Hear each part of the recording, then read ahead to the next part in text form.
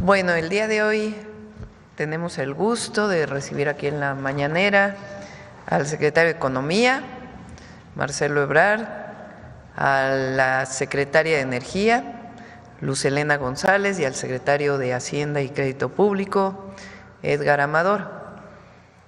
Vamos a iniciar con quienes quieren los precios, como siempre, y después vamos a pasarle la palabra al Gabinete Económico. Si ustedes recuerdan, cuando presentamos el fortalecimiento del Plan México el 3 de abril del presente, hablamos de que el 5 de mayo íbamos a presentar una serie de medidas de fortalecimiento de la economía nacional y de fortalecimiento de la producción nacional en distintas áreas. Hemos estado trabajando en este tema bajo la coordinación del secretario de Economía y nos va a presentar en qué consisten estas acciones que estamos tomando. Después la secretaria de Energía también, de cómo fortalecer las compras nacionales, principalmente en Comisión Federal de Electricidad y Pemex, aunque hoy se presenta de CFE, y después el impacto económico que esperamos en términos del crecimiento económico de estas medidas que se anuncian el día de hoy. Es un día importante, es 5 de mayo, conmemoración de la Batalla de Puebla, y pues es un buen momento un buen día más bien, para presentar este fortalecimiento de lo hecho en México, del Plan México. Adelante, bueno, primero, perdón, rápido, ¿quién es quién? Iván, y luego el secretario de Economía. Adelante.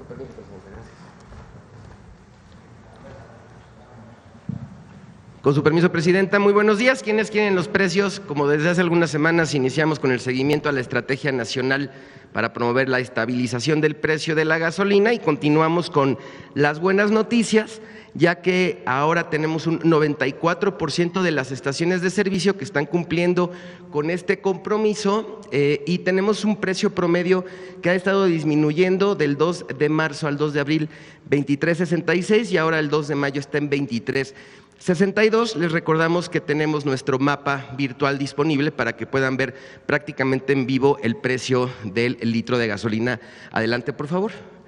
Tenemos nuestro monitoreo, precios justos, destacando esta de Pemex en San Mateo Atenco, Estado de México, en 23 pesos con 19 centavos, y aquí en todas las demás regiones. Vamos a ponerle una palomita. Precios caros, sigue habiendo estaciones de servicio que manejan precios caros. Tenemos esta Petro-7 en Apodaca, Nuevo León, que venden 24 pesos con 99 centavos el litro de la gasolina regular, con un margen de ganancia de 3 pesos con 57 centavos por litro. Les vamos a poner un tache. En nuestro seguimiento y monitoreo del precio de la canasta básica, tenemos la más barata en León, Guanajuato, Chedraui y Poliforum, 699 pesos con 30 centavos, y la más cara H-E-B de San Luis Potosí, 1012 con 56. A esta le vamos a poner una palomita y a H-E-B le vamos a poner un tache. Tres ciudades, adelante. Iztapalapa, Ciudad de México, la más barata, Soriana Hiper La Viga, 840 con 70, palomita. La más cara, Mega Soriana La Viga, 862 pesos, también palomita, por estar por debajo de los 910. Saltillo, Coahuila, la más barata, Soriana Hipercos, 808 con 60, palomita. La más cara, H-E-B República, 950 con 65, tache. Morelia, Michoacán, Mega Soriana Chapultepec, 871 con 60, palomita. Y la Comer de Morelia, 958 con 5, tache. Continuamos. Queremos destacar que a partir de la firma la renovación del PASIC que encabezó nuestra presidenta, la doctora Sheinbaum, la mayoría, si no es que todas las cadenas comerciales han disminuido el precio de la canasta básica, precio promedio.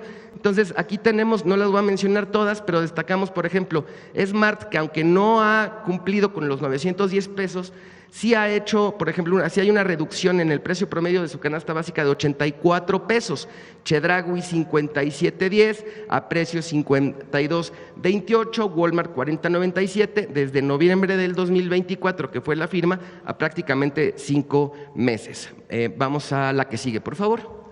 Bien, les presentamos una biblioteca digital. Estamos anunciando que tenemos esta biblioteca, es bibliotecadelconsumidor.profeco.gov.mx.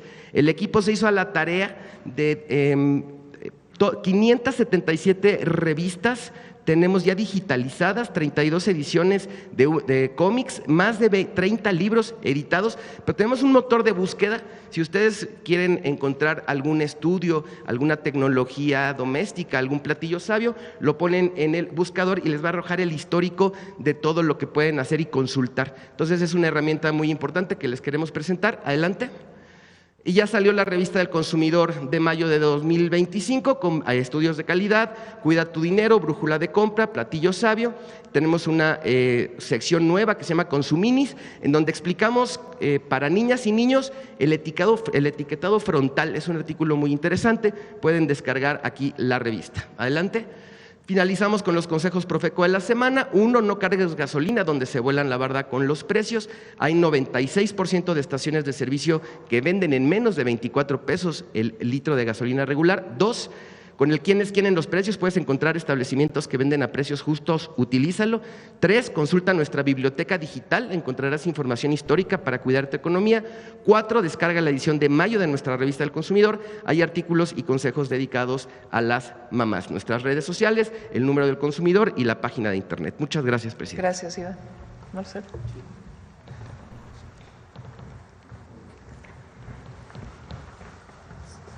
Adelante. Bueno, muchas gracias, muy buenos días. Les voy a presentar una síntesis de las medidas que nos ha pedido la presidenta Sheinbaum que se pongan en marcha. La siguiente, cuyo objetivo principal es proteger la industria nacional, la producción nacional, el contenido nacional, por lo tanto los empleos en México. Ese es el objetivo final de todo lo que estamos. ¿En qué se debe traducir? En más empleos en México. Les presento primero el caso de la industria acerera mexicana, la que sigue, por favor. Para poder importar productos siderúrgicos de cualquier país del mundo se necesita un registro. Tienes que presentar ante la Secretaría de Economía en dónde se produce, le llamamos molinos, es decir, las plantas siderúrgicas, ahí donde sea, en cualquier parte del mundo, en donde se produce. En ese registro las empresas deben de informar los datos de los molinos de acero del cual proviene el material que están importando. Nos ordenó la presidenta que revisáramos uno por uno, son más de 2,000, revisar uno por uno. Esto significa que en este momento tenemos personal más o menos en 6 países del mundo, el más lejano es Malasia en este momento, haciendo inspecciones. Entonces, de todo ese trabajo se ha llegado a la conclusión, todavía no terminamos, de que 1,062 molinos que están en el registro presentado por quien importa el acero tienen inconsistencias o tienen irregularidades o de plano no existen, y entonces vamos a hacer un proceso de cancelación y desincorporación, así se llama, de esos registros.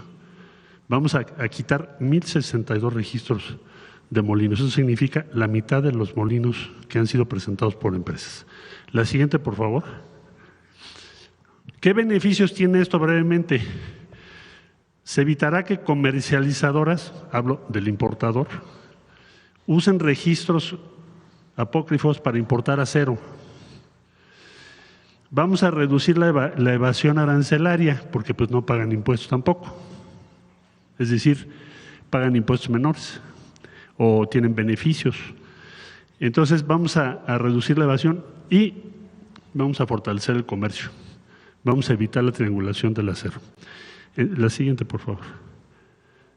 Vamos a poner un video, si me lo permite, muy breve. Adelante, por favor. Industria del acero en México.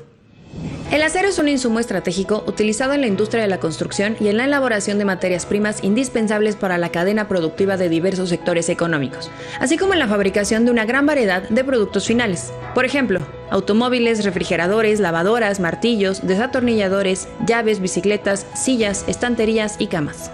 México es el 15º productor mundial de acero, generando aproximadamente 683,000 empleos y una inversión de 14.1 mil millones de dólares, destacándose por su mano de obra calificada y bien remunerada. El acero es una industria clave para la economía de nuestro país. Por ello, es fundamental garantizar un comercio justo y ordenado, que fortalezca a la industria nacional y proteja los empleos que dependen de ella.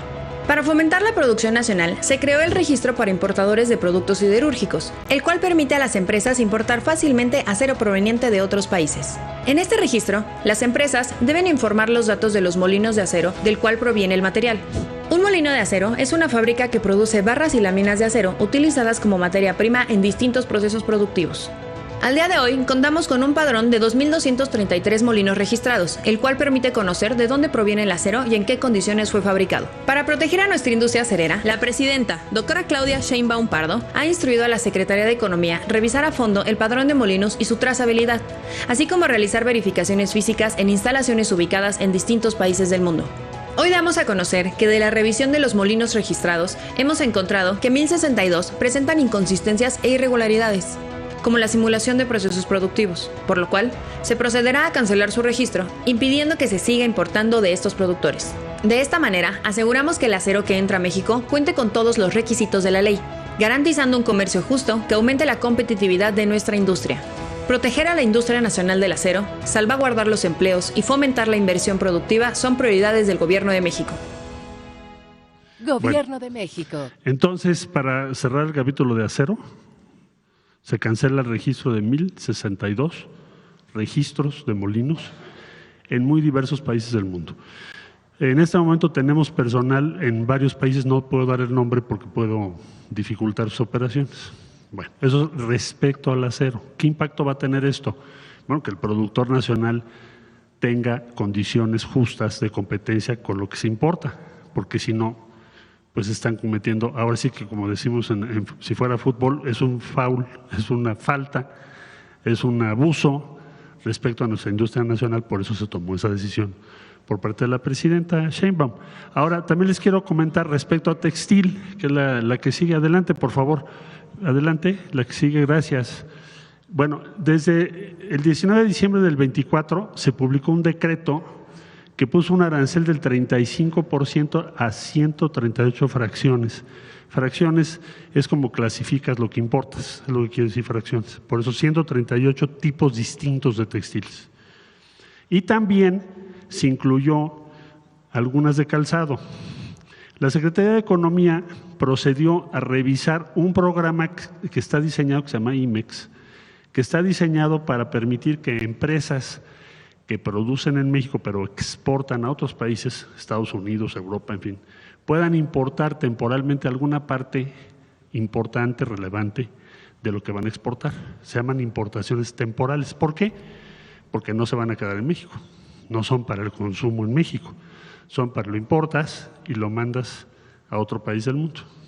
Entonces se hizo una revisión y vimos que 8 empresas hacían uso ilegal de esto, es decir, estaban engañando al Gobierno de México, diciendo estoy importando textiles o calzado para después exportarlos, verificamos, checamos, vivimos que no lo exportan, estaban mintiendo. Entonces se les canceló a esas 8 empresas del programa, se congelaron sus cuentas y con apoyo de la Fiscalía General de la República estamos en investigación. Además quiero agradecer mucho a la Fiscalía su apoyo para esto. Habían realizado importaciones por un total de 24,000 millones de pesos mintiendo al gobierno. Entonces nos pidió la presidenta Sheinbaum que revisáramos todas esas empresas, sobre todo las más grandes. Y esa es la consecuencia. Entonces, además de poner aranceles de 35%, porque nos estaban vendiendo productos debajo de costo casi, también se revisó a las empresas que están importando con este argumento de importación temporal y que nos estaban mintiendo. Entonces, esto ha tenido un impacto muy grande y ahora también nos pidió la presidenta que el 14 de mayo reunamos a quienes producen estos productos textiles en México con todas las empresas que demandan, que necesitan textiles en nuestro país. Vamos a tener más de 200 empresas registradas, acuerdos comerciales pactados, hay ya 38 millones de dólares de acuerdos. Entonces, no solo es poner aranceles, sino lo que nos ha pedido la presidenta, que se traduzca en empleos en México y que realmente podamos sustituir eso que estábamos importando. Adelante, por favor. Ahorita le explico por qué a la Fiscalía. Pues porque hay varios delitos federales. Pero bueno, beneficios para la industria textil, pues promover condiciones justas de mercado, aumentar la producción y competitividad de la industria, crear más empleos, evitar el contrabando, privilegiar el comercio con mercados con los que México tiene tratados comerciales. Como resultado, desde que entró en vigor la medida, ha caído la importación de productos textiles que estaba creciendo año con año. La industria textil de México había perdido 80,000 empleos. La que sigue, por favor. Bueno, voy a poner un video ya, casi voy a… Siguiente video, por favor. Industria textil en México. El 19 de diciembre de 2024, el Gobierno de México emitió un decreto en el que se aplicaron aranceles temporales del 35% a 138 fracciones arancelarias relativas a la confección y del 15% a 17 fracciones de productos textiles provenientes de países con los que no tenemos un tratado de libre comercio. Esta medida se tomó para fortalecer la industria nacional frente a prácticas comerciales desleales, ya que se estaban introduciendo al país productos con precios por debajo del mercado que afectan la producción nacional. A poco más de 2 meses de su entrada en vigor, ya se observan los resultados. Durante el primer bimestre de 2025, el valor de las importaciones de estos productos disminuyó un 12% con respecto al año anterior.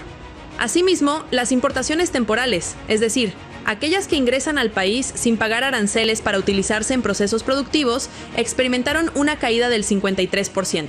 Esto es positivo porque la Secretaría de Economía encontró que muchos productores importaban con este beneficio, pero no cumplían con el requisito de exportar el producto final. El volumen físico de las mercancías importadas también bajó. En particular, los productos terminados, como prendas y piezas de ropa, se redujeron en un 60%. Esto sugiere una contención efectiva del ingreso de productos que compiten directamente con la industria nacional. También es relevante destacar el cambio en la geografía del comercio. Mientras que la participación de países del TEMEC en estas importaciones creció del 15 al 24%, las provenientes de países asiáticos se redujeron drásticamente, favoreciendo el comercio con nuestros principales socios comerciales. A la par de esta medida, se han implementado acciones para combatir el ingreso ilegal de textiles y productos pirata al país, así como la cancelación de programas IMEX vinculados a operaciones fraudulentas. Se dio de baja a 8 empresas ubicadas en Baja California, Aguascalientes y Jalisco, que simulaban procesos de manufactura y exportación, acumulando importaciones por 24,000 millones de pesos, generando un daño significativo a la industria nacional. Esta medida, impulsada por el Gobierno de México a través de la Secretaría de Economía, ha comenzado a dar resultados claros. Con esta política comercial, México protege su industria textil, fomenta la producción nacional y refuerza su competitividad. Bueno, muchas gracias. Ya casi voy a terminar. La siguiente medida tiene que ver… Ya vimos acero, textiles. La siguiente medida es ajustar los precios de referencia. Bueno, este es un documento que hicimos, voy a ser muy breve en esto. Cuando alguien importa un producto que ustedes quieran, el importador, quien lo importa, debe declarar su valor para pagar impuestos. Es decir, si tú vas a importar un vehículo, o si vas a importar una prenda, o si vas a importar algún alimento, tienes que decir, cuando vas a importar, cuánto vale lo que importas. Sobre eso calculamos el impuesto. Entonces, evidentemente, hay muchas veces que se nos presenta que se manejan precios por debajo de lo que es real. Y para eso se crearon precios de referencia, para que no declares un precio abajo de lo que es el precio de referencia internacional. Entonces, se establece un valor mínimo aceptado. Hoy en día, estos precios de referencia funcionan para varios rubros, pero se van a ampliar también a lo que son artículos deportivos, papel, cartón y otras actividades. Bueno, por ejemplo, aquí hay un ejemplo muy simple, ¿no?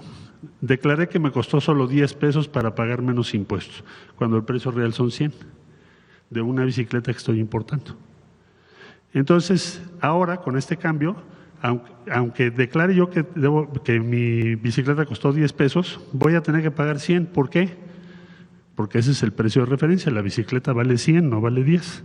Esto es muy importante para la industria nacional, porque si no, con el precio de referencia, o mejor dicho, si no hay precios de referencia adecuados, puedo abusar y entonces importar cosas extraordinariamente baratas. Los precios de referencia se van a ajustar, para evitar la evasión de impuestos y desde luego proteger a las empresas y al empleo en México. La que sigue, por favor. Estas son las fechas en las cuales se va a ajustar esto. Muebles y aparatos de alumbrado será el 12 de mayo, juguetes, juegos y guitarras será el 26 de mayo, artículos para recreo deporte el 16 de junio, como les decía, y papel y cartón el 16 de julio. Bueno, la que sigue ya vamos a terminar. Y luego está la campaña Hecho en México, la siguiente, por favor. Entonces, se ha preparado una campaña muy amplia en combinación con el sector privado, el Consejo Coordinador Empresarial. Se inicia en junio del 25 para apoyar lo que ha sido la iniciativa del Gobierno de México de rescatar, establecer y promover el orgullo de Hecho en México. Entonces, se va a sumar todo el sector privado mexicano y esto empieza en junio del 25, una vez que termine el proceso de elecciones para el Poder Judicial. Gracias, presidenta. Muchas gracias. Adelante, Luz. Muy buenos días a todas y todos. Con su permiso, presidenta. Dentro de los trabajos que estamos realizando también en el Gabinete de Desarrollo Económico, la Comisión Federal de Electricidad también va a contribuir con esta política que busca impulsar acciones para incrementar el contenido nacional. ¿Qué significa eso? Que los insumos y materiales que se utilizan en los proyectos se produzcan en México en una mayor medida. Estas acciones se van a realizar en el marco del Plan de Fortalecimiento y Expansión del Sistema Eléctrico Nacional, que presentamos en algunas mañaneras anteriores aquí en este lugar. Y vamos a aprovechar esta expansión que se va a hacer de todo el Sistema Eléctrico Nacional para desarrollar y sobre todo apoyar a la industria eléctrica manufacturera en específico y otros sectores también ligados con la industria eléctrica. En concreto, ¿qué vamos a hacer? Vamos a incrementar este contenido nacional, lo que les señalaba, que es la producción de insumos y de materiales que se requieren en los proyectos de inversión de la Comisión Federal de Electricidad y en las obras y en las compras que se realizan, en especial en 3 bloques específicos. Me voy de abajo para arriba.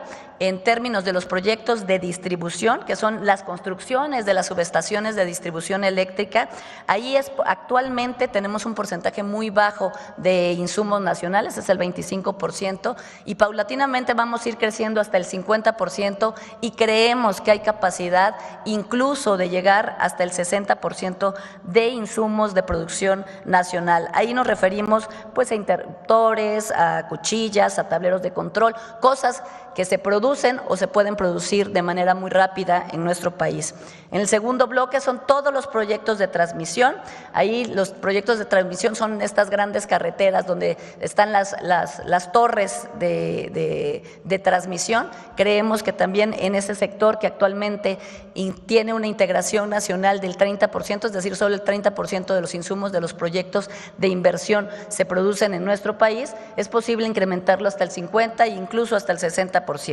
Y por último, los proyectos de generación. Ahí los proyectos de generación es un poco más complicado porque son 3 componentes muy grandes: turbina de vapor, turbina de gas y los generadores, que solo lo producen 3 países en el mundo, pero ahí lo que queremos, estamos teniendo pláticas con los tecnólogos para poder incrementar el uso, por ejemplo, de cable y acero producido en México y poder pasar a un mayor porcentaje de integración nacional.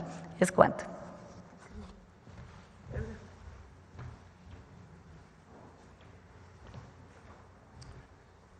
Permiso, presidenta.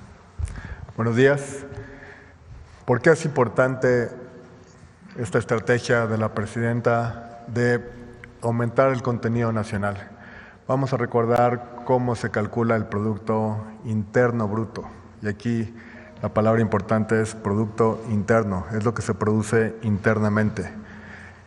El Producto Interno Bruto tiene los siguientes componentes: consumo, inversión, gasto de gobierno, y luego tenemos las exportaciones y le restamos las importaciones. Las importaciones entran con signo negativo en el cálculo del Producto Interno Bruto, ¿no? Porque no forman parte de la producción interna. La estrategia que estamos presentando en este momento, impulsada y dirigida por la presidenta, lo que busca es incidir sobre las distintas variables del Producto Interno Bruto con el fin de aumentar el crecimiento. Lo que nos instruyeron fue hacer unos cálculos, son cálculos preliminares, estimaciones basadas en la estrategia de la Secretaría de Economía, en la estrategia de la Secretaría de Energía y cómo incidiría en la economía del país. Si logramos un incremento del 10% al menos en las compras gubernamentales, las compras gubernamentales representan cerca del 11% del Producto Interno Bruto, tomando todos los órdenes de gobierno. Si además logramos sustituir el 10% de las importaciones manufactureras, que es lo que ha presentado, la estrategia que ha presentado el secretario Ebrard, las manufacturas representan cerca del 20% del PIB en México. México es una de las potencias manufactureras del mundo. Para que tengan una idea, como porcentaje del PIB, en México representa 20%, en Europa es cerca del 15-14%. Si logramos sustituir importaciones manufactureras con importación hecho en México y estimulamos, hay un estímulo directo a la demanda interna, los programas sociales representan cerca del 2.3% del PIB, eso le da un soporte muy fuerte al consumo, y el fortalecimiento de proveedores nacionales. ¿Cuál es el impacto estimado de manera preliminar? Pero estamos relativamente confiados en las estimaciones. Podremos agregar 7 décimas, 0.7 puntos porcentuales al crecimiento anual del PIB. Quiere decir que si la economía crecía 2%, estaría creciendo 2.7%.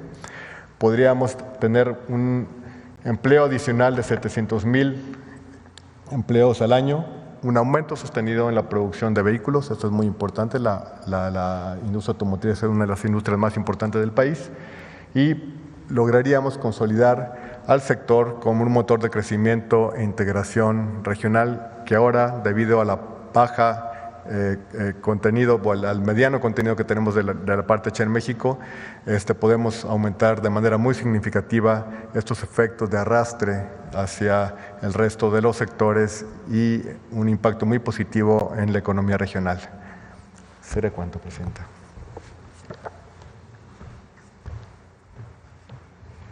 Pues estos son los anuncios muy importantes el día de hoy y vamos a las preguntas. Gracias, Presidenta. Respecto al Consejo de Morena que se llevó a cabo ayer, ahí se presentó una carta que usted envió al partido, nos la distribuyó la dirigencia del partido Morena. Ahí hay dos temas que a mí me llaman mucho la atención porque son recurrentes respecto a un consejo que se llevó a cabo más o menos hace un año. Ahí hubo una carta también del expresidente López Obrador, que se dio un resumen también en esa ocasión, usted estuvo presente. Hay dos temas que a mí me llaman la atención. Una, se pide que a la militancia que cuiden al partido para que Morena no se convierta en un partido de Estado. Y otra también es que se evite a toda costa la colusión con el crimen organizado. Esos dos temas, cuello blanco. Crimen organizado y de cuello blanco. Esos dos temas, Presidenta, ¿hay algunas señales de que le preocupen a usted acerca de que estas dos circunstancias ya estén ocurriendo en el partido y que haya que dar marcha atrás, hacer un alto en el camino, replantearse, que no se convierta en un partido de Estado? Ya lo es. Hay manera de revertirlo. Y también este tema de la colusión con el crimen organizado y la delincuencia de cuello blanco, también usted ve signos de que esté ocurriendo, de que haya que revertirlo, de que haya que combatirlo, simplemente son advertencias al partido. No fueron solo esos 2 puntos, fueron 10 puntos, que realmente son ya los había presentado yo el día que presenté mi licencia Morena, y son 10 puntos. El primero habla de la importancia de la unidad, los otros puntos tienen que ver con la ética de la transformación, que los recursos económicos no se vuelvan la distinción de un militante, sino todo lo contrario. El poder es humildad y nosotros debemos comportarnos con rectitud siempre, con humildad, con honestidad, sin parafernalias vinculadas con el poder de antes. Todo eso está en los 10 puntos. Los otros 2 puntos tienen que ver pues con la historia de México y lo que fue el PRI durante tantos años en nuestro país. No hay nada que se parezca de Morena a aquello, porque el PRI era un partido corporativo, es decir, las organizaciones obreras, las organizaciones empresariales, campesinas, participaban como tales en el partido de Estado. En este caso no, Morena tiene una afiliación individual, pero de todas maneras es importante por la historia de México ponerlo en los puntos y decir, no caigamos en lo que fue una historia en nuestro país que no fue buena. Y la otra pues es parte de las orientaciones, no hay nada que pueda vincular al partido Morena a ninguna situación de vínculo con la delincuencia, sino sencillamente es un elemento sustantivo que debemos de tomar en cuenta siempre. Ok, gracias. En una nota que traemos publicada en imagen en Excelsior, hacemos hincapié en cómo el hecho que ocurrió en Chalco con la señora que pues asesinó a 2 personas defendiendo una casa que presuntamente estaba invadida. Se destapa también un tema de invasión de casas muy fuerte en el Estado de México. Ahí participan en esta red de delincuencia diversas organizaciones criminales que están bien identificadas, la Unión Tepito, los 300, la Choquiza, sindicatos incluso, y sobre todo en los municipios del oriente del Estado de México. Quisiera, si usted durante la presentación que hicieron ayer del programa de rescate en la zona oriente del Estado de México, se habló acerca de rescatar también vivienda, de hacer quitas con el Infonavit, con el Fobiste, reestructurar créditos, pero no se habló de este tema, Presidenta. ¿Se tiene algún diagnóstico de la gravedad del tema de la invasión de casas en los bloques de casas de los que usted ha hecho referencia en muchas ocasiones? Casas que quedaron abandonadas, que han sido invadidas y que se requiera pues una acción de gobierno para devolverlas a sus dueños originales. No sé si ya lo presentó aquí el Infonavit, sino para que se presente en la próxima conferencia que tiene que ver con vivienda. Probablemente vengan mañana. Les informo de una vez, paréntesis, que la conferencia de seguridad la vamos a pasar para el jueves, porque estamos esperando que se cierren todos los datos de abril. Recuerden que hay unos días en que se consolidan, se concilian los datos con las fiscalías estatales y queremos presentar el cierre de abril, entonces va para el jueves y probablemente mañana presentemos vivienda. Se estima que hay más de 600,000 viviendas abandonadas o ocupadas de manera irregular en el país, imagínense. ¿De qué viviendas estamos hablando? Viviendas que se construyeron principalmente en el periodo de Fox y de Calderón, en donde las viviendas del Infonavit eran en realidad negocios privados, no representaban la necesidad o el acceso a una necesidad de las y los trabajadores. Se construyeron muchas viviendas alejadas de los centros urbanos, algunas de 35 metros cuadrados, han encontrado algunas de 10 metros cuadrados, sin servicios, sin cercanía a las poblaciones. El trabajador accedía a un crédito que ya sabemos cómo era, donde cada vez el crédito aumentaba más en vez de disminuir conforme se iba pagando. Y además nunca podían habitar la casa porque o no tenía servicios o estaba muy lejos o de plano nunca se construyó. Pero hay más de 600,000 viviendas en estas condiciones. ¿Qué estamos haciendo? Primero, un censo. Se está realizando en este momento entre el Infonavit, la SEDATU y Bienestar un censo, porque se tienen las direcciones de todas esas viviendas construidas con el Infonavit, para ver en qué situación está la vivienda, si está ocupada por la persona que pagó su crédito, si está ocupada por otra persona o si está abandonada y en qué condiciones está en la vivienda. A partir de ahí vamos a hacer un programa, sea de regularización, por supuesto quien no puede habitar su vivienda pues no puede pagar su crédito, y ver qué vamos a hacer con estas viviendas. Entonces, en este momento estamos en el censo. Una vez que termine el censo y que sepamos en qué condiciones están estas viviendas, ya presentamos el programa de atención a este caso. Pero es muy distinto a lo que mencionas.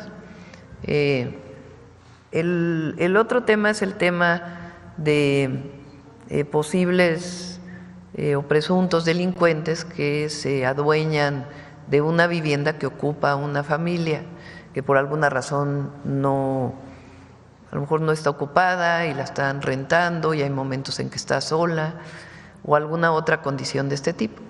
Eso en particular en el Estado de México lo está viendo la Fiscalía del Estado de México con apoyo del Gabinete de Seguridad, que fue pues el caso muy sonado que también lo está viendo la Fiscalía.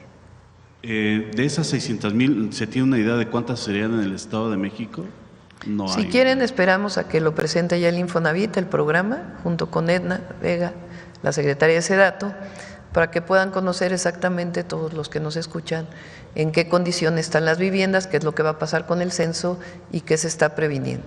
Y más allá de conocer el número de las que están invadidas, ¿alguna acción de gobierno en contra de estos grupos de la delincuencia organizada que sí están invadiendo? Eso tiene que verse con las fiscalías, porque es distinto el caso de las 600,000 viviendas, porque no necesariamente es un delincuente que fue y ocupó una vivienda, sino una persona con necesidad de vivienda o una familia que lo ocupó. Aunque pueda ser un acto que no parece legal, es una condición distinta a una banda que se dedique a despojar de viviendas a las personas. Es distinto el fenómeno, más allá de si tiene un asunto penal o no. Entonces, en este momento, ustedes saben, desde el presidente López Obrador no se está desalojando, pero hay que atender el caso de las viviendas construidas por el Infonavit hace tiempo. El otro caso de despojo se atiende a través de las fiscalías. Muchas gracias. Y por último, Presidenta, la sección 22 de la Coordinadora Nacional de Trabajadores de la Educación mantiene su llamado a hacer un paro a partir del 15 de mayo, un paro nacional de todos sus agremiados.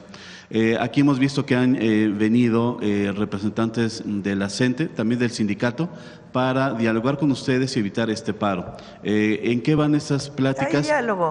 Hay diálogo con todos los maestros y maestras, tanto a través de el Sindicato Nacional de Trabajadores de la Educación, con la coordinadora, hay diálogos estatales en donde está participando la Secretaría de Educación Pública para atender las demandas locales.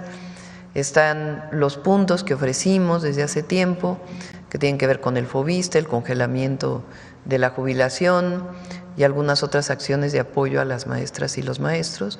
Entonces hay un diálogo permanente y va a seguir el diálogo. Con lo que ustedes han ofrecido, ¿no tendría sentido un paro nacional? Pues ya vamos a pedirle al secretario de Educación que venga. Lo importante es que hay diálogo, que hay comunicación y que hay coordinación, y en la medida en que podamos cumplir las demandas justas de las y los maestros, lo vamos a hacer.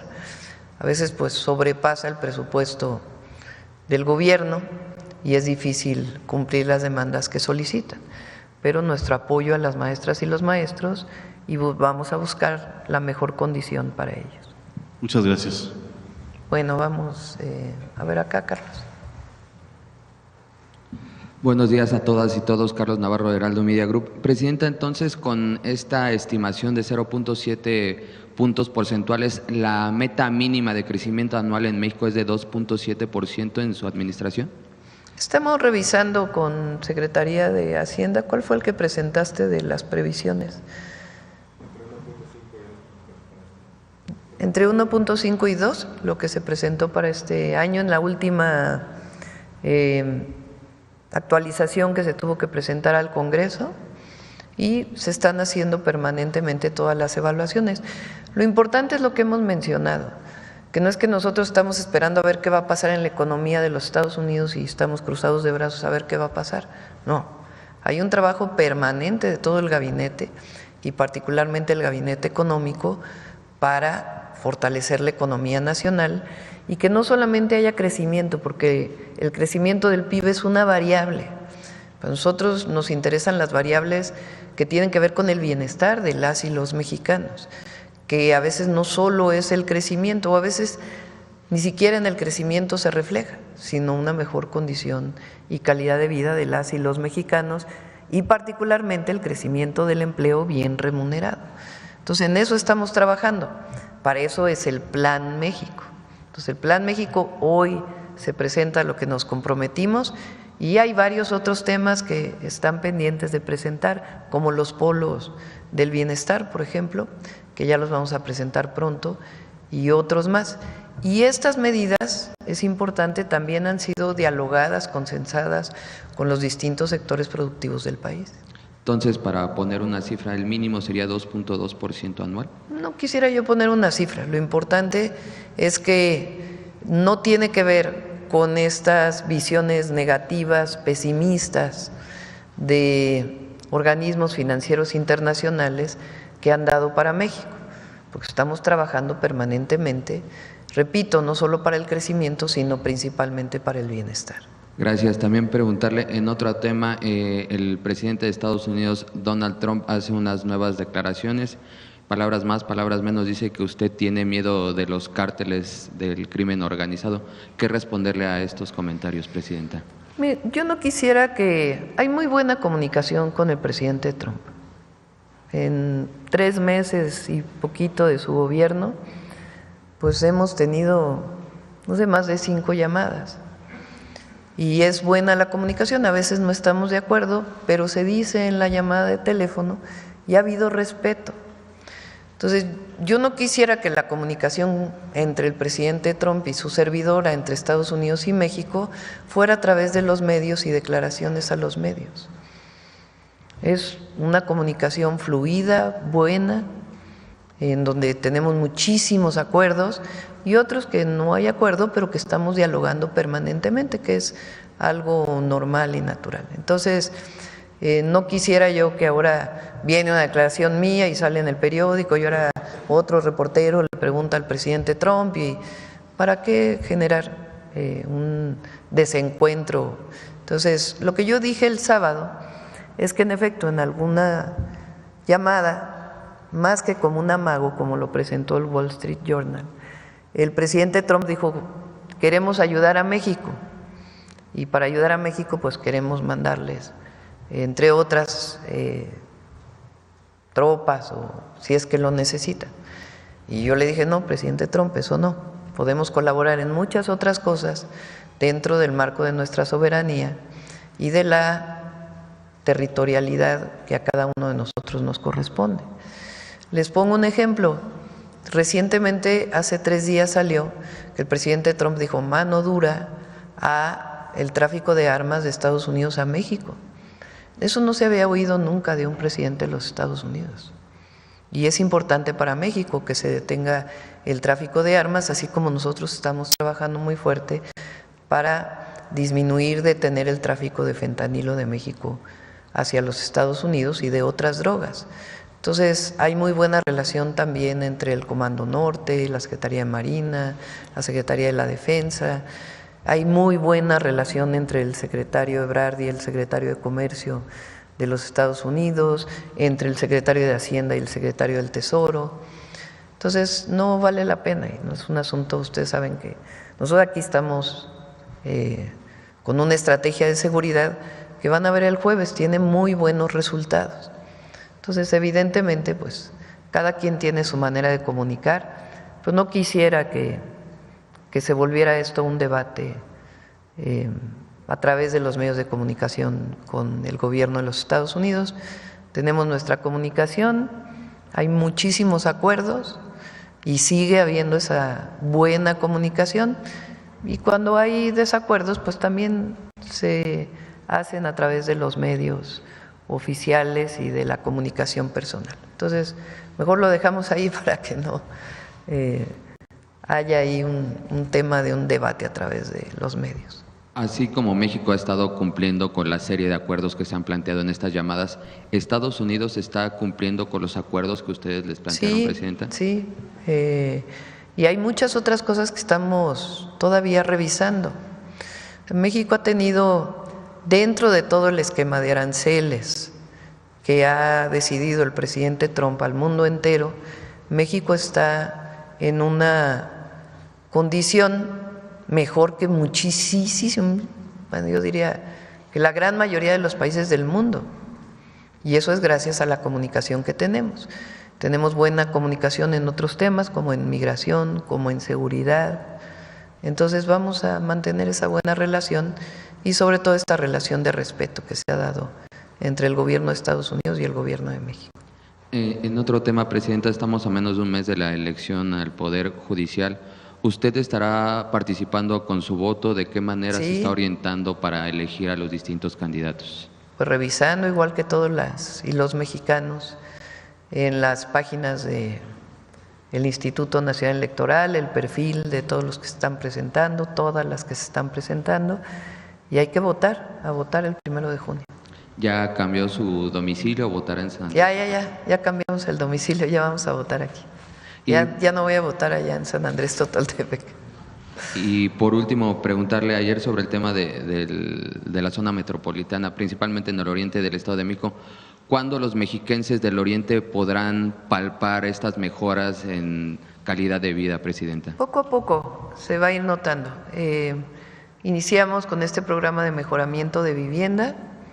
Este año vamos a hacer una inversión muy importante de más de 3,000 millones de pesos para acceso a agua potable en todo el Estado de México y la ciudad, pero particularmente en el oriente. Por decirles algo, en el tiempo que llevamos, se han rehabilitado prácticamente todos los pozos de Ecatepec que estaban cerrados.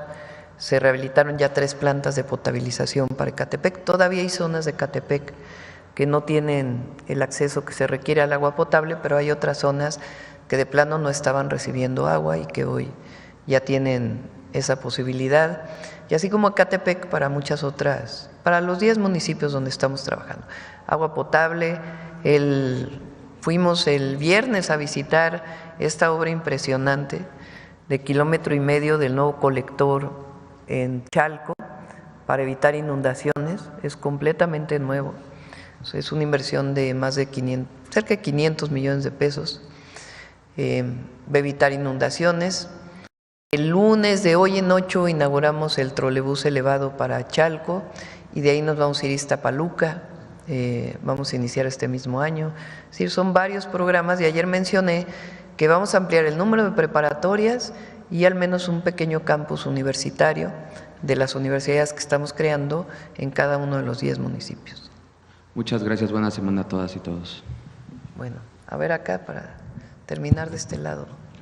Presidente, buenos días a todos. Preguntarle, Presidenta, sobre el caso de este agente de la extinta Policía Federal, ejecutado el 30 de abril en el estado de Morelos, condecorado como héroe, testigo clave en un caso de un líder criminal. ¿Tenía protección del gobierno federal? Si les parece que el jueves lo informen con todo detalle el Gabinete de Seguridad, lo hemos visto en el gabinete, pero me gustaría que lo informara directamente el secretario García Harfuch. Y en temas también de seguridad, preguntarle sobre el caso del rancho Izaguirre del estado de Jalisco. Este fin de semana fue detenido el presidente municipal de Teuchitlán. ¿Qué le informó su gabinete de seguridad? Pues el caso lo está llevando la Fiscalía General de la República. Como ustedes saben, nosotros pedimos que la Fiscalía trajera el caso y pues más bien es el fiscal quien tiene que informar pues cuáles son las pruebas de este vínculo delincuencial del presidente municipal. Él lleva ya en la presidencia o llevaba ya en la presidencia municipal, fue reelecto, o sea, lleva más de este año, que es cuando entraron los presidentes municipales de Jalisco. Entonces ya lleva tiempo ahí en la presidencia municipal, entonces la Fiscalía tiene que informar cuáles son los vínculos o los presuntos vínculos con uno de los cárteles. ¿Va a escalar esta investigación lo que le hayan comentado hoy en la mañana al representante del fiscal? Que informe el fiscal. Lo importante, quiero mencionarlo, el grupo de buscadoras que entró por primera vez al rancho Teuchitlán, en Teuchitlán, Izaguirre en Teuchitlán, me escribió una carta después de la conferencia de prensa del fiscal. Le pedí a la secretaria de Gobernación que pudiera haber por lo menos un llamado del fiscal con este grupo de buscadores, de buscadoras, Guerreros se llama, creo, ¿verdad? Guerreros buscadores.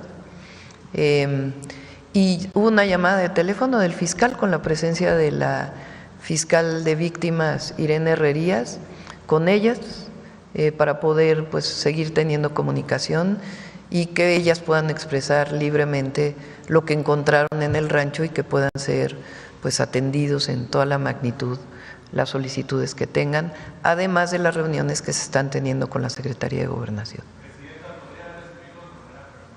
Si es necesario, sí. Por ahora pues están reunidos con la Secretaría de Gobernación y van muy bien las reuniones. Gracias. A ver acá para terminar de este lado. Gracias. Mariana Madrid, de Canal 13 Albavisión. Una precisión para la presentación del secretario de Hacienda. ¿Aumentarán 10% las compras en general o aumentarán 10% del contenido nacional?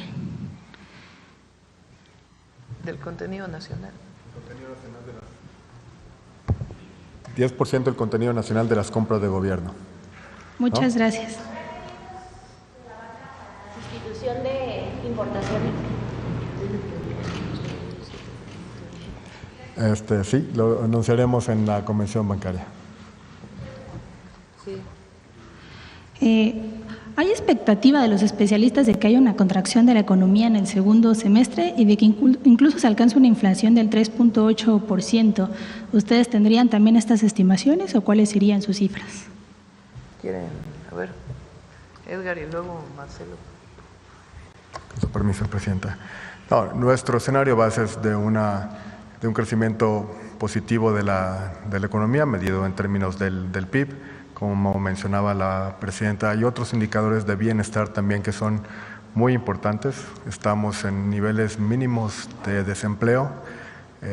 La medición actual surge a partir de la consolidación de las encuestas en el 2005. El último reporte de desempleo estamos en 2.2%. La masa salarial está en máximos históricos. Hay un crecimiento muy sólido de los datos del empleo, sobre todo del empleo formal. Entonces, si nos atenemos incluso a la variable más, tradicional, que es el crecimiento del PIB, nuestro escenario base sigue siendo de crecimiento positivo en el trimestre y en el año, basado en lo que mencionábamos. Hay una base de crecimiento muy sólida y esta estrategia lo que busca justamente es aumentar el gasto interno y la inversión. Bueno, brevemente te diría que siempre hay que tomar con reserva las expectativas por el margen de error que ha habido, que es enorme. Pero más en esta ocasión porque tenemos todavía muchos elementos por verse.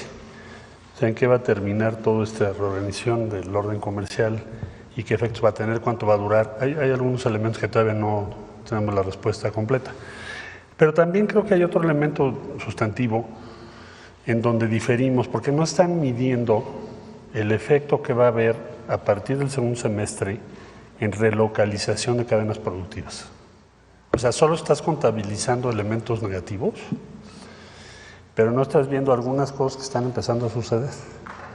Entonces, yo diría que tomáramos con mucha reserva muchas de esas previsiones que están bien, por esas razones que te acabo de comentar. ¿Cuál es nuestra previsión? Lo que acaba de decir el secretario de Hacienda. ¿Y en qué se fundamenta? En los datos consistentes que tenemos verificados y en la confirmación de flujos de inversión y movimientos de líneas de producción que estamos constatando en nuestro territorio. Gracias.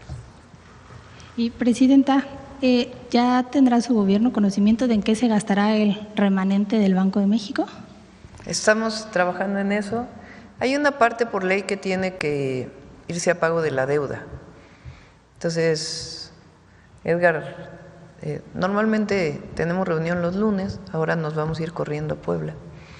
Entonces, tenemos reunión esta semana para ver el cálculo exactamente de cuál es el monto que se va a destinar a inversión y de ahí pues ya informaremos en qué se va a destinar. Muchas gracias. Ahora sí de este lado, a ver acá. Gracias, Presidenta. Yusbel Carolina, de Código Libre. Siguiendo con el tema de economía, ahora el presidente Donald Trump dice que aplicará un impuesto del 100% a las películas hechas en el extranjero, alegando que la industria cinematográfica estadounidense está muriendo. ¿Cuál es su opinión y qué apoyos habrá que incrementar el gobierno mexicano para apoyar esta industria? Bueno, ahora subió un poco en este año el apoyo de descuento por impuesto para cine nacional. ¿Cuánto fue, Edgar? No sé, no lo recuerdo en este momento. Sí, se los damos si quieren mañana exactamente en cuánto aumentó. Pedimos si quieren que venga Claudia a platicar lo que está haciendo IMCINE y todo el trabajo que está haciendo también en Estudios Churubusco, y es un trabajo muy importante y de apoyo a la industria cinematográfica, y vamos a seguir conforme avance el sexenio también apoyando más. Ahora, la manera de producir ahora en el sistema o en la industria cinematográfica pues es muy variado. Ya no es exactamente como antes, que todo se producía dentro de un estudio, que todo se producía en Hollywood, y ahora pues se ha globalizado muchísimo esa industria, incluso con las plataformas digitales. Ya no todo se presenta en las salas de cine, sino a través de las plataformas digitales, pues se difunde muchísimo la producción cinematográfica. Entonces habría que ver pues este tema de los aranceles que impulsa el presidente Trump, pues cómo en algo tan global como una plataforma digital podría implementarse, ¿no? Es más complejo. ¿Esta convención del 8 y 9 de mayo usted va a asistir a la convención bancaria? Sí, vamos el jueves. El jueves en la mañana vamos a ir como parte de los planes de justicia, a entregar tierras al pueblo wixárika. Y en la tarde vamos a la Convención Nacional Bancaria, y Hacienda ha estado trabajando con los bancos para poder ampliar las posibilidades de financiamiento a las micro y pequeñas empresas. Aquí, sí, de aquí nos vamos. Presidente, en otro tema, ¿tiene información de qué banda de Estados Unidos está en contubernio por autoridades mexicanas sobre el huachicol? ¿Cómo se va a trabajar estos desafíos de organizaciones criminales dedicadas al contrabando? ¿Y cómo está esta seguridad en las aduanas? Se está haciendo un trabajo muy importante de colaboración, de coordinación y también pues de atención al fenómeno del huachicol. Yo quisiera esperar a que se presentara completo antes de adelantarlo. Tiene que ver con entrada de combustibles a través de puertos y fronteras, que algunos ya se mencionaron en su momento, se dio la noticia, cómo fue este vínculo, cómo es que se dio, etcétera, etcétera. Y hay mucha coordinación con las distintas instituciones del gobierno de los Estados Unidos. Entonces ya en su momento vamos a presentarlo completo, en este momento pues está en proceso de investigación.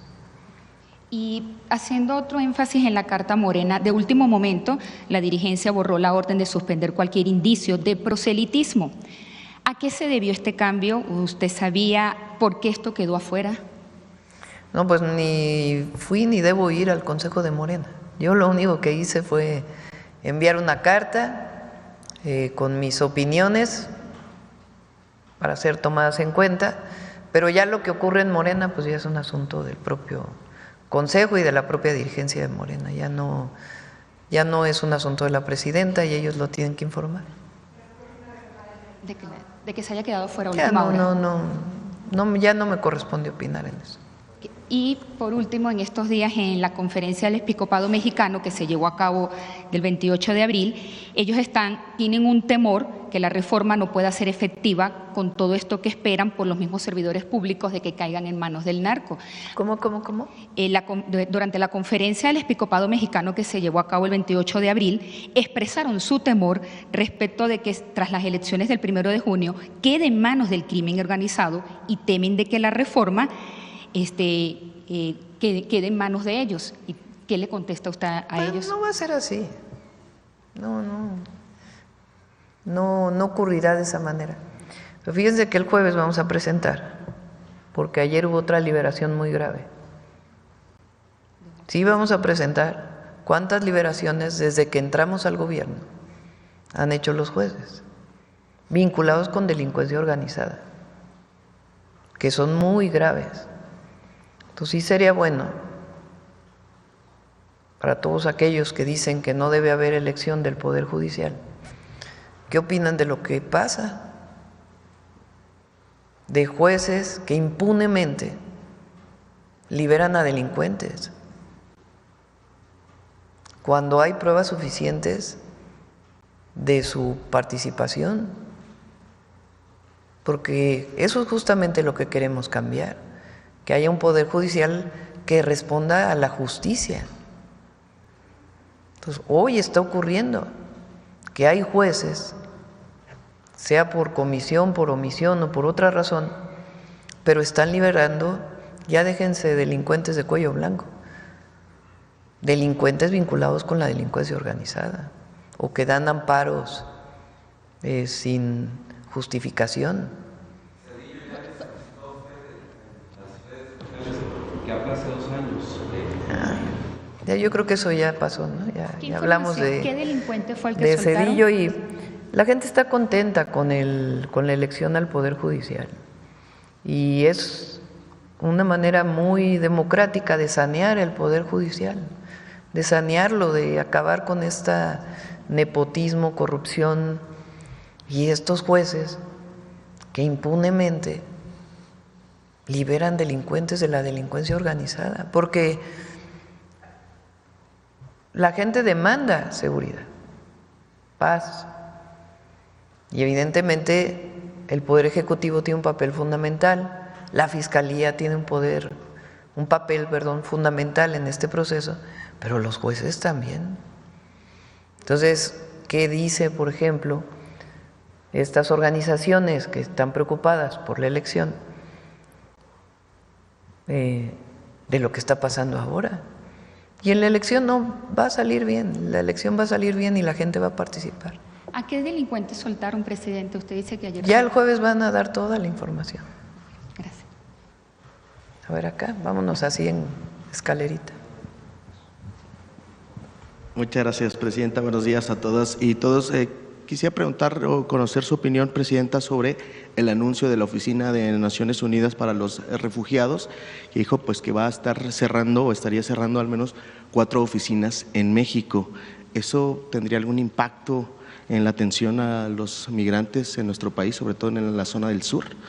Pues hay buena coordinación con ellos, con ACNUR, hay muy buena coordinación, y pues aun cuando no tengan estas oficinas vamos a seguir con esta coordinación, y de todas maneras hay atención por parte del Gobierno de México. ¿Se tiene el dato de cuántos son los migrantes que hoy están o que permanecen en México? Se los damos si quieren mañana, a ver si mañana va la información. Vamos a dar la información, si gustan, de los repatriados desde la entrada del presidente Trump, de qué nacionalidad, bueno, repatriados son mexicanos obviamente, y otras nacionalidades que han llegado a México, y también de cuántos estimamos que permanecen en nuestro país y en dónde. Muchas gracias, presidenta. En otro tema quisiera preguntarle sobre, digamos, si ya se tienen detalles de cómo será el proceso para entregar el agua a los Estados Unidos en el marco de este acuerdo, y pues digamos de lo que se anunció hace algunos días, de dónde van a salir o dónde se tomará el agua para entregársela a los Estados Unidos. A ver, primero porque dicen que por temor a aranceles estamos entregando, nada que ver. Es parte del acuerdo de 1944. Estados Unidos entrega agua por el Colorado y nosotros entregamos por el Bravo. En los últimos años, debido a la sequía, México había disminuido las entregas, producto de la sequía.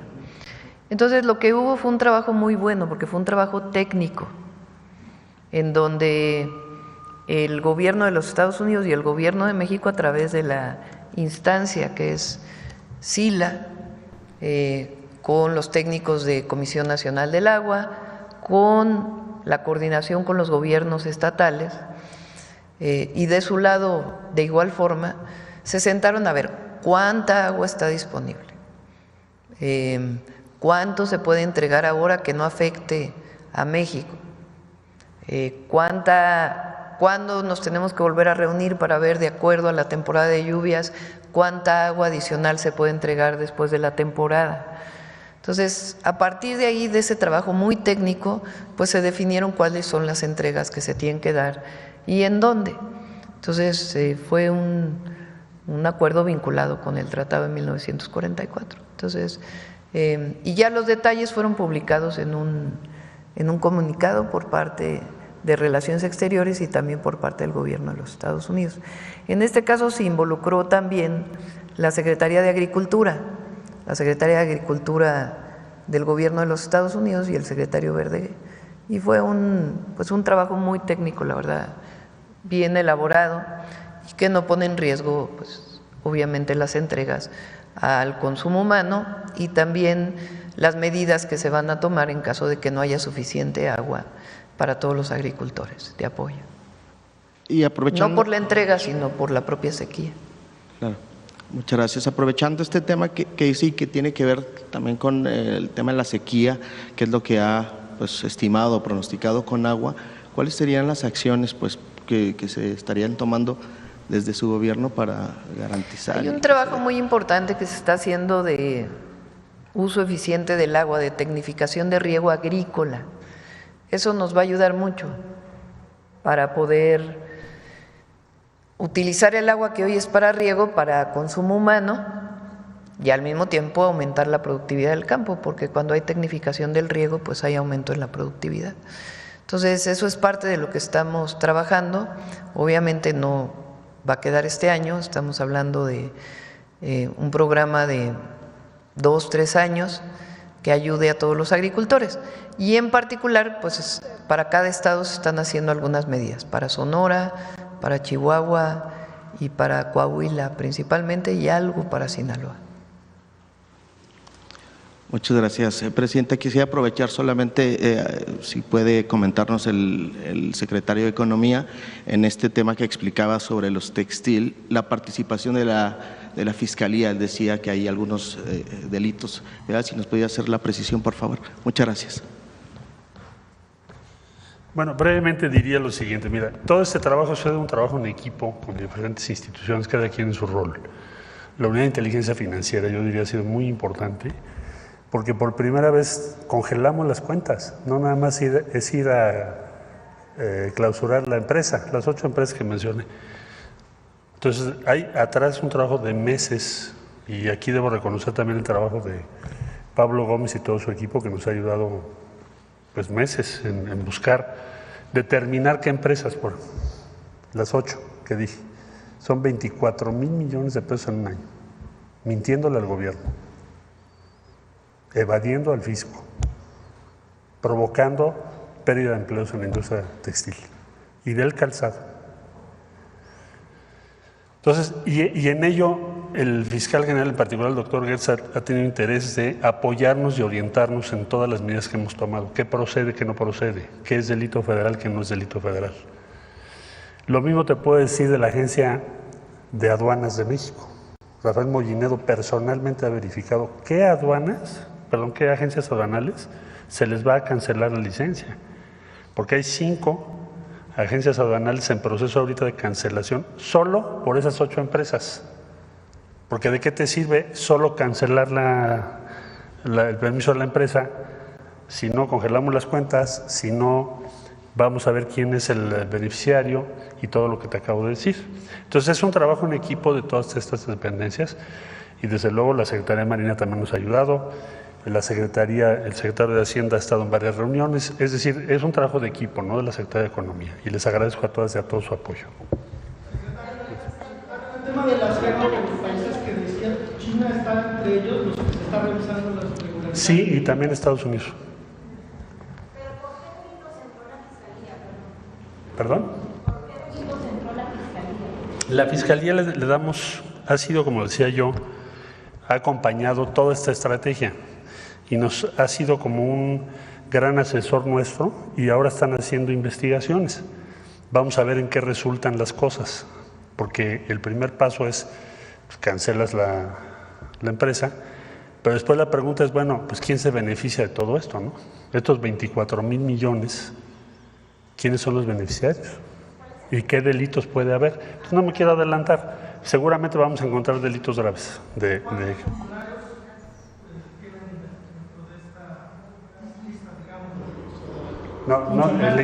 el equipo que nos está ayudando es Unidad de Inteligencia Financiera de la Secretaría de Hacienda y Crédito Público, es la Fiscalía General de la República en su área de competencia, los gobiernos de los estados, Baja California nos ha estado apoyando, Jalisco, Aguascalientes, varias entidades. Usted mencionaba que son 8 empresas, pero también deben de haber... Son 8 empresas a las que les cancelamos, 5 son empresas que importan temporalmente, mintiendo, textiles, y 3 calzado.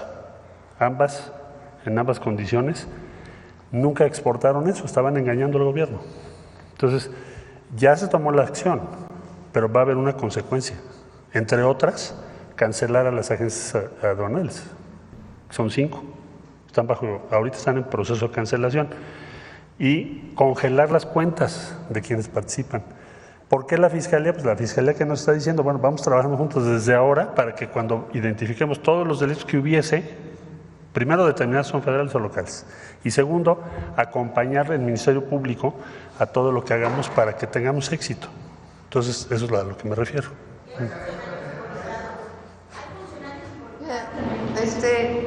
A ver, yo creo que es importante que se vea por qué esta revisión que se hace. Hay un mecanismo que se llama IMEX, que lo pueden obtener distintas empresas cuyo objetivo fundamental es la exportación.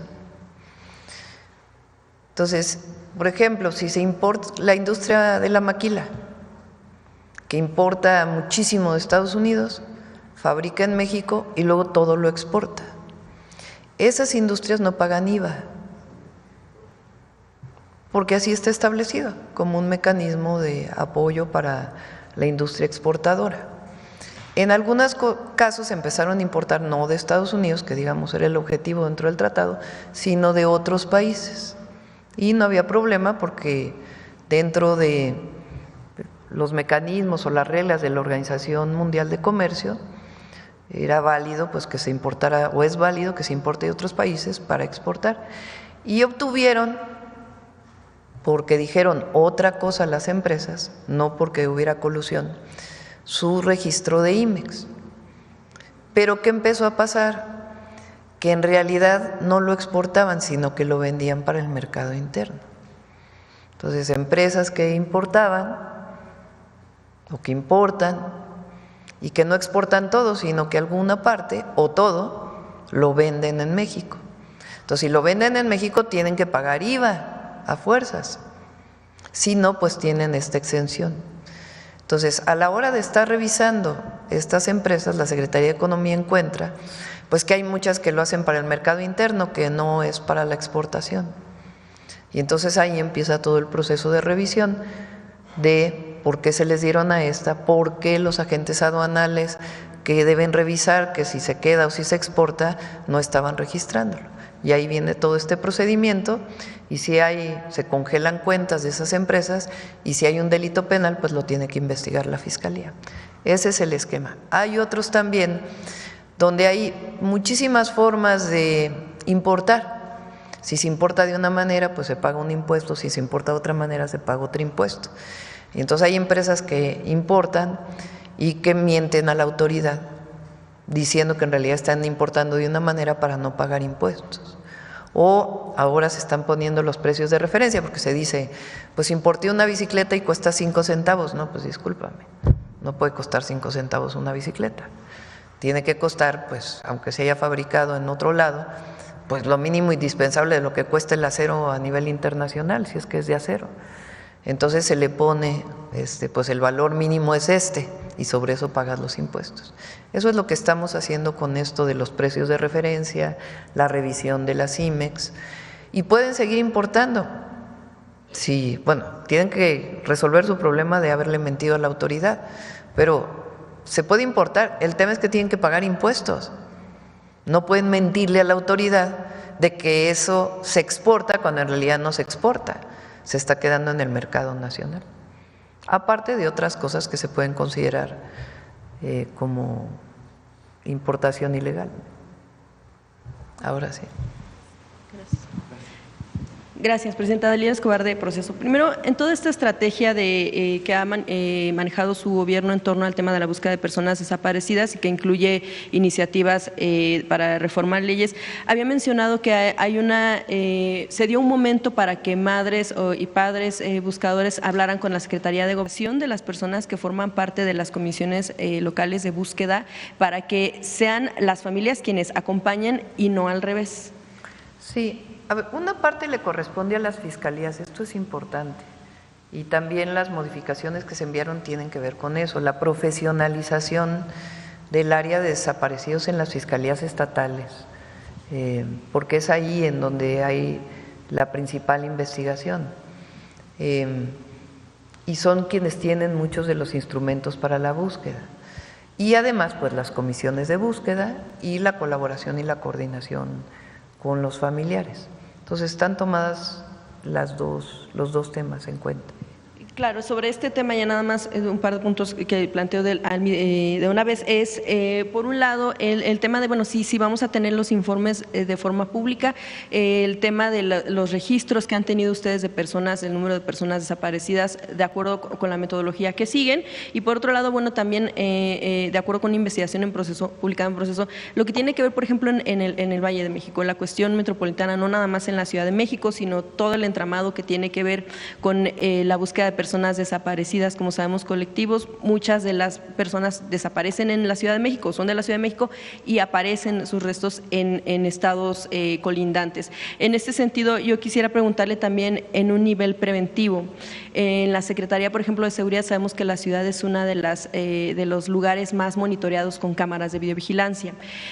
Saber si se tiene también contemplado un análisis o una revisión de lo que hay en estos centros de monitoreo para saber si hay el personal suficiente para revisar, por ejemplo, zonas boscosas en la Ciudad de México, por ejemplo, Tlalpan, Álvaro Obregón, donde pueden darse las desapariciones y tal vez de manera preventiva puedan evitarse, o sea, no llegar como a la parte ya de buscarlas cuando no se les encuentra.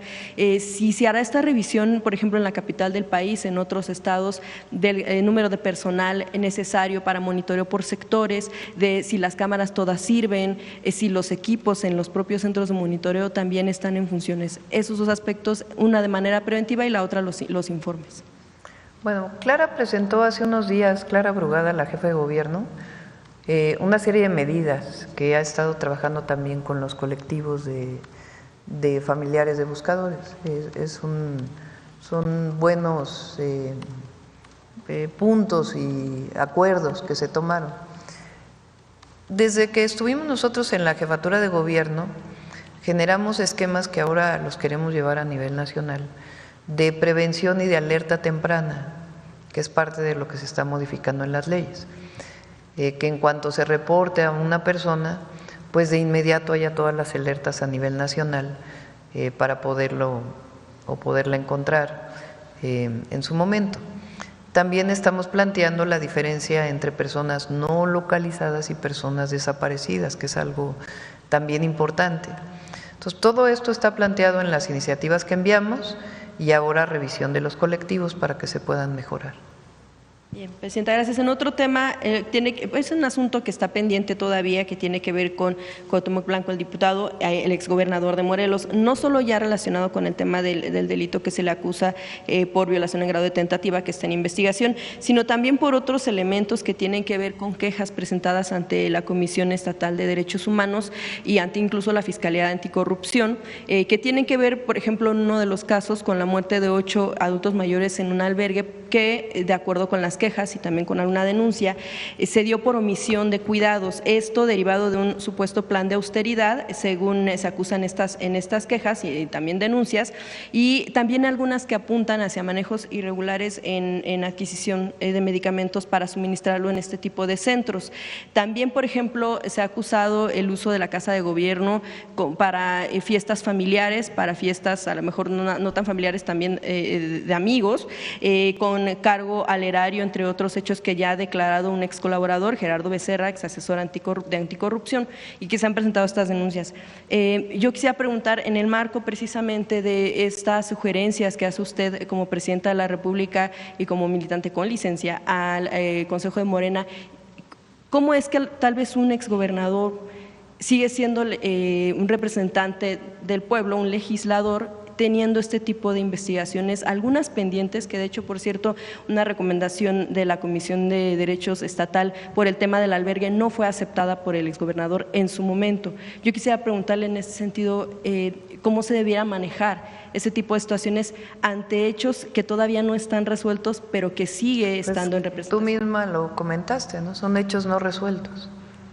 O sea, todo el mundo es inocente hasta que se demuestre lo contrario, así es la ley en nuestro país. Entonces, hay estas presuntas acusaciones o estas acusaciones, pues que tiene que resolver la Fiscalía del Estado en todo caso. Y en su momento, pues ya tomará, más allá, pues primero tiene que ver con lo penal, si es que la Fiscalía está investigando, o con lo administrativo, si es un asunto administrativo, y en todo caso, pues ya después se verá la parte política, ¿no? Pero primero pues tiene que demostrarse. No sería necesario separarlo de la representación que tiene. Pues es una decisión que tiene que tomar la Comisión de Honestidad y Justicia, ¿no? Y en general, frente a cualquier investigación, pues primero es que se haga la investigación, ¿no? Gracias, Presidenta. En otro tema, hace unos días se cumplieron 13 años del asesinato de Regina Martínez, corresponsal de Proceso en Veracruz. Es un caso que se mantiene pues cerrado, aunque no resuelto.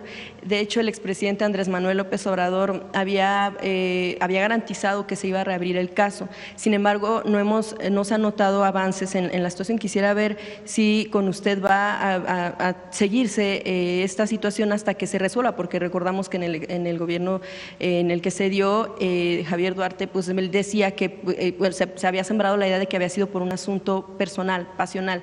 Quisiera saber si en este gobierno se va a seguir con esta idea de que se reabra el caso y que se resuelva. Sí, lo retomamos.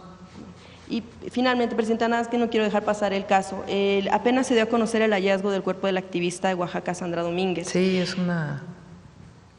muy doloroso.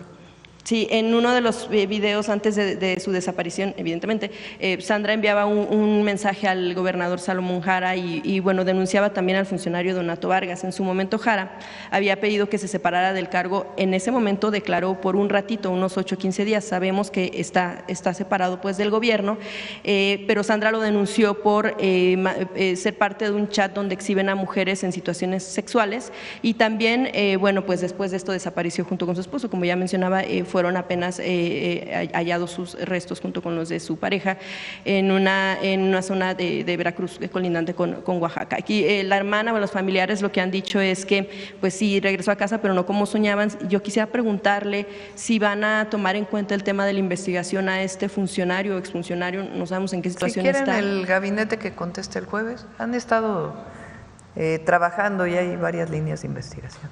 Gracias. El último. Ya nos vamos a Puebla. Gracias, Presidenta. Cristian Galarza, de Cultura Colectiva.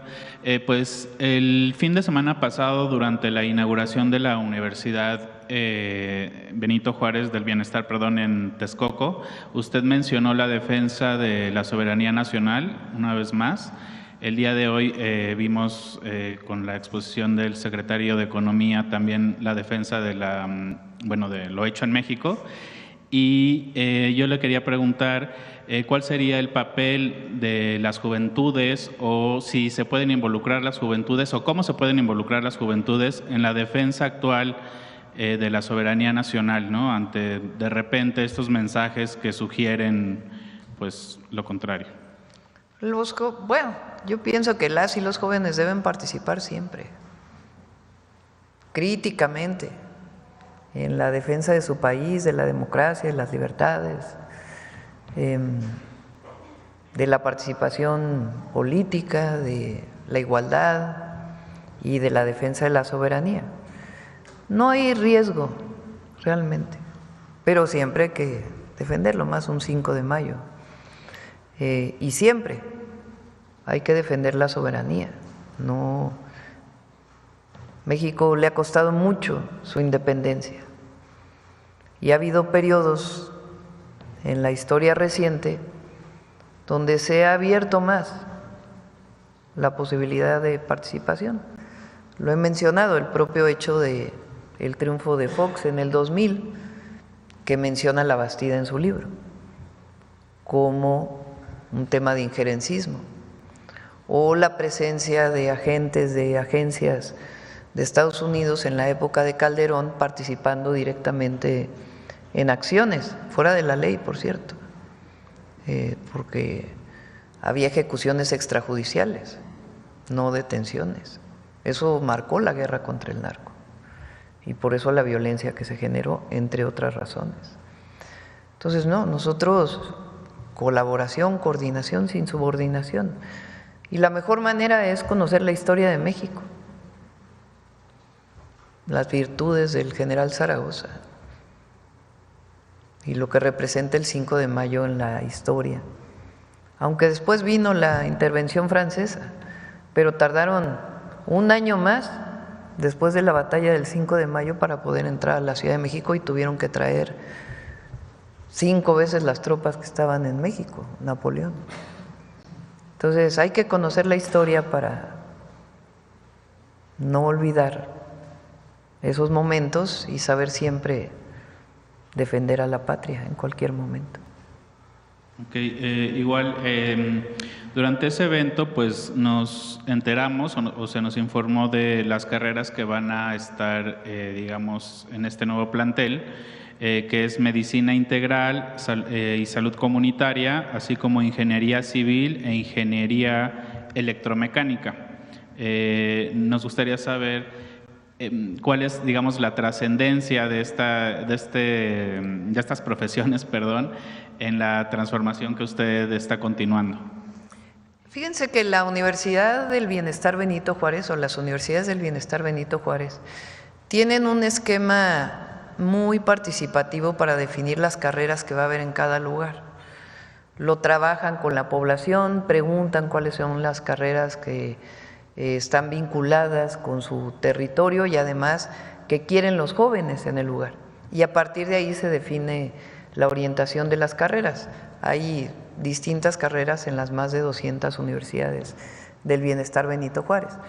Estas se trabajaron en particular con Atenco, pero también evidentemente con la población en Texcoco, porque esta universidad es resultado del plan de justicia para Atenco, que justo el 3 de mayo de este año se cumplieron 19 años de aquella brutal represión.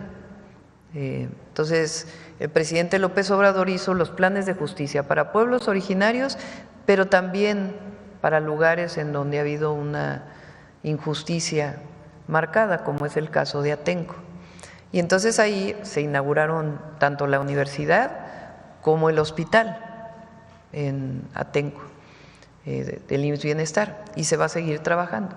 Y las carreras se definen a partir de este diálogo que se tienen con las comunidades. En otro tema, y regresando un poquito al tema de la carta que envió a la militancia de Morena, hay un punto en el que menciona el turismo político.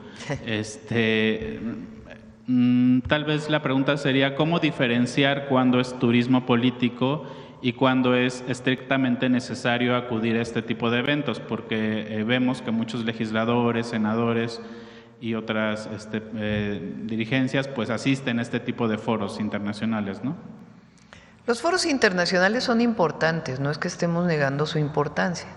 El problema es cuando quieres viajar como tu objetivo principal, más allá de asistir a un evento, porque hay eventos que a lo mejor pues no tienen tanta relevancia. Para mí, pues las y los diputados tienen un papel en la Cámara, pero tienen un papel en su territorio, de vínculo con la ciudadanía que los eligió. Entonces, ese no se puede olvidar una vez que uno llega a la Cámara de senadores o de diputados o las cámaras estatales. Tienes que estar en contacto con la gente, para eso te eligieron. Entonces, no es que esté ocurriendo, pero hay que prevenirlo, de que el objetivo sea viajar, no sea asistir a un evento que tiene importancia para nuestro país. Y bueno, finalmente, el 17 de mayo se conmemora el Día Nacional de la Lucha contra la Homofobia. Yo quisiera saber si en ese sentido usted tiene contemplada alguna política pública o el impulso de alguna iniciativa, de alguna reforma en ese sentido. Sí, si quieren, hemos estado trabajando particularmente con Bienestar, aunque también con otras secretarías, y presentamos aquí también con Gobernación, por CONAPRED. Gracias, presidenta. Gracias a todas y a todos. Nos vemos mañana.